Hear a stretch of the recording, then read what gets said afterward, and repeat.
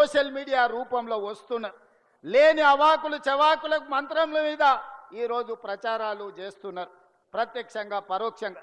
ఈనాడు టెండర్ల గురించి కొన్ని పత్రికలు రాస్తున్నాయి.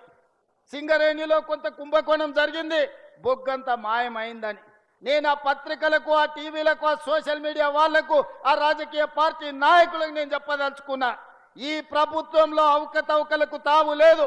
అనవసరమైన ప్రచారాన్ని, తప్పుడు ప్రచారాన్ని కల్పించడం ద్వారా అపోహలు కల్పించి మళ్ళీ శుక్రాచార్యుడు, మారీచుడు, సుబాహుడు బలపడడానికి మీరు ప్రత్యక్షంగానో పరోక్షంగానో సహకారం చేస్తున్నారు.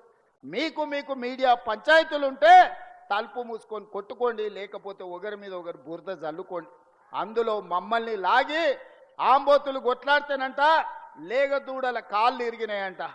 ఇద్దరు మీడియా యజమానులు కొట్లాడుకుంటే మీరు కొట్లాడుకోండి, కానీ మా మంత్రులని బదనాం చేసే కార్యక్రమాన్ని మీరు తీసుకోకండి.